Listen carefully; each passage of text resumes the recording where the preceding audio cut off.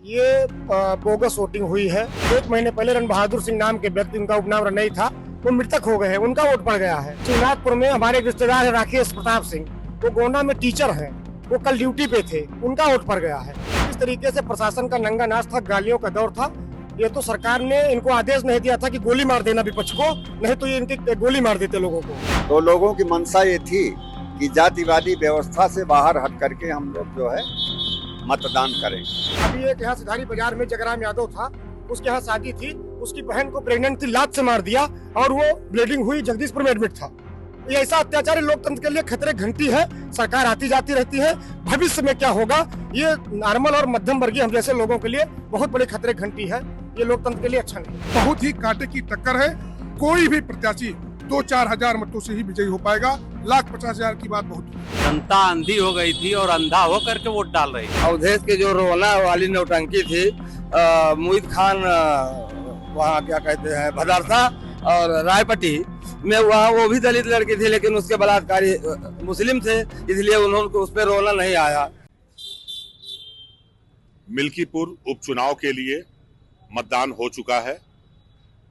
अब नतीजों का इंतजार है। 8 फरवरी को मतों की गिनती होगी और उसके बाद ये साफ हो जाएगा कि देश भर में चर्चा का विषय बनी हुई इस सीट से विधायक कौन बनेगा। इस बार मतदान प्रतिशत ने सभी को चौंकाया है। अब तक के मिल्कीपुर के इतिहास में सबसे ज्यादा मतदाताओं ने मतदान किया है, जो कि 65.35% तक मतदान हो गया। यदि पिछले 2022 के विधानसभा चुनाव की बात करें तब 60.24% मतदान हुआ था, जिसको सर्वाधिक माना जा रहा था। उपचुनाव में पब्लिक ने उस रिकॉर्ड को भी तोड़ दिया है। इस भारी बम्पर मतदान के क्या मायने होंगे और मतदान के बाद क्या परिदृश्य है, इस समय हम मिल्कीपुर के ही कुछ प्रबुद्ध लोगों से जानने की कोशिश करते हैं कि वो क्या समझते हैं, क्या सोचते हैं और उनको क्या लगता है। क्या शुभ नाम आपका? आद्य प्रसाद सिंह। आप बताएं कि जो नतीजा मतदान हुआ, इसके बाद नतीजा अब आना है 8 फरवरी को। मतदान के प्रतिशत, बड़े प्रतिशत को देखते हुए आपको क्या लगता है, क्या समझ रहे हैं?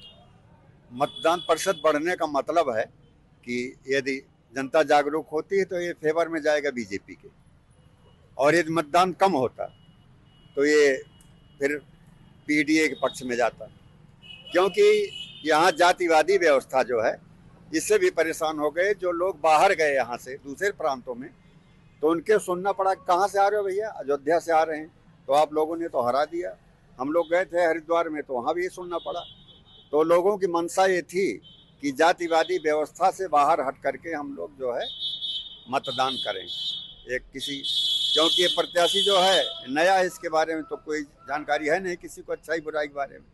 और जो हैं पीडीए वाले 2 बार यहाँ पे हार चुके हैं, जिला पंचायत 1 बार और हार चुके हैं, तो इसलिए उम्मीद उनकी कम है निकलने की, बीजेपी की प्रत्याशी की निकलने की उम्मीद है।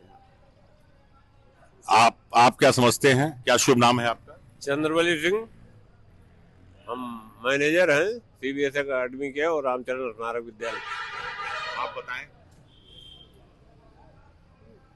वोट प्रतिशत बढ़ने का आम जनमानस में ये माने पिछले चुनाव में एक भ्रांति चली गई थी कि आरक्षण को लेकर, संविधान को लेकर, तो उनका मानना था, उनकी समझ में आया कि जब मोदी जी की 303 सीटों की माने वाली सरकार थी, 282 की थी, तब तो उन्होंने संविधान को बदला नहीं और उससे केवल हमारा नुकसान हुआ और हम लोग, अयोध्या के लोग अपमानित हो रहे हैं जगह जगह।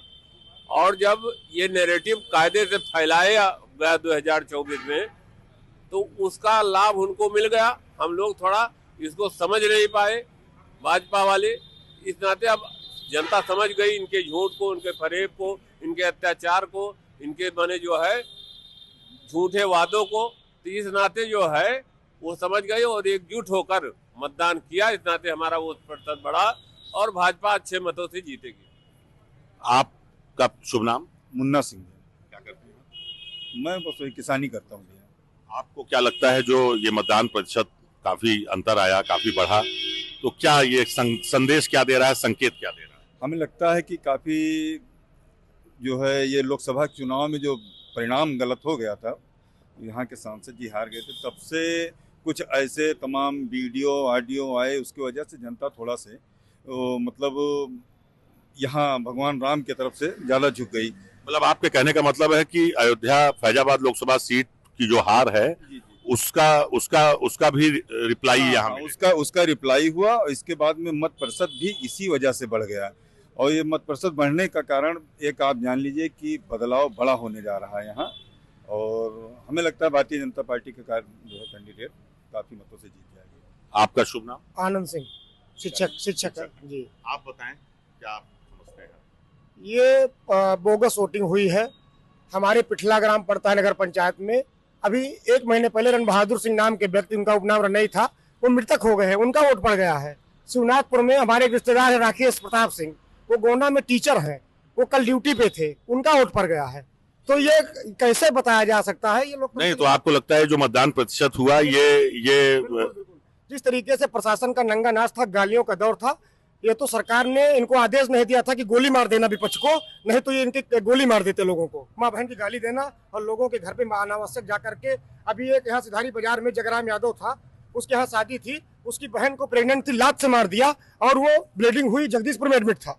ये ऐसा अत्याचारी लोकतंत्र के लिए खतरे घंटी है। सरकार आती जाती रहती है, भविष्य में क्या होगा ये नॉर्मल और मध्यम वर्गीय हम जैसे लोगों के लिए बहुत बड़ी खतरे घंटी है। ये लोकतंत्र के लिए अच्छा नहीं।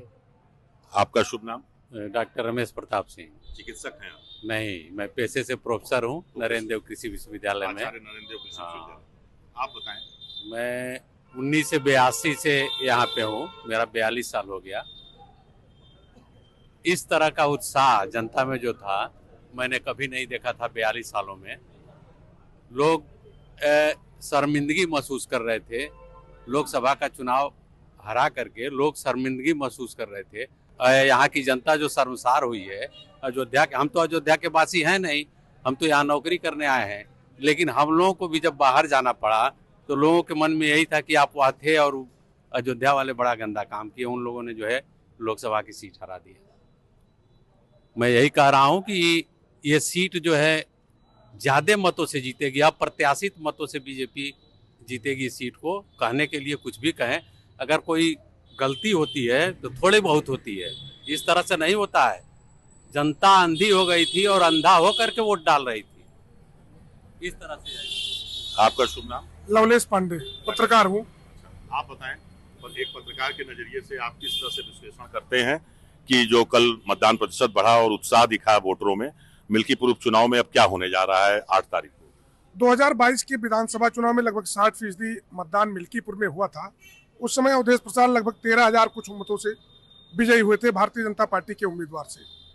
और इस बार जो वोट प्रतिशत बढ़ा है कुल 5.35% वोट बढ़ा है।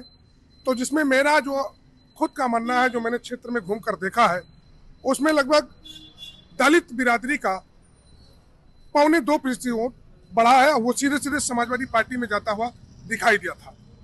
और जो 3% वोट की बात रह गई, जो 30% है, वो जो भारतीय जनता पार्टी की तरफ से इनके नेताओं की तरफ से जो प्रचार किया जा रहा था कि राम मंदिर बनने के बाद लोकसभा हारी भाजपा, इससे बड़ी बदनामी हुई, इसमें भी मैं देख रहा हूँ।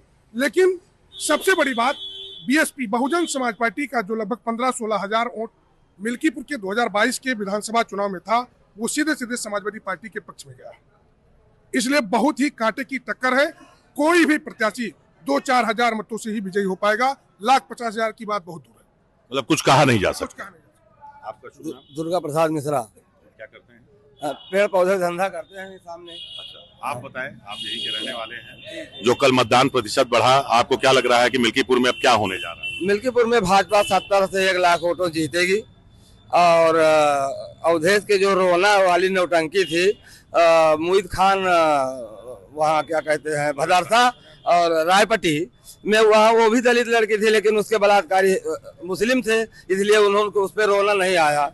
और ये जो मतलब लड़की थी, शायद अवधेश कोई रिश्तेदार थी, इसलिए रो रहे थे। तो उस रोने का असर और अखिलेश का राजा अयोध्या कहना, सीट फैजाबाद के नाम थी, इसलिए ब्राह्मणों में, हमारे ब्राह्मण समाज में राजा अयोध्या उनको कहना हम लोग बहुत अखर गया।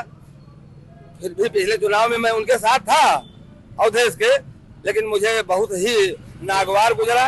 इसलिए जो वोट परसेंट बढ़ा है वो सीधे सीधे सब भाजपा का है। भाजपा 70 से 1 लाख वोटों के बीच में, 70 से तो कम आने नहीं, 1 लाख वोटों जीतेगी।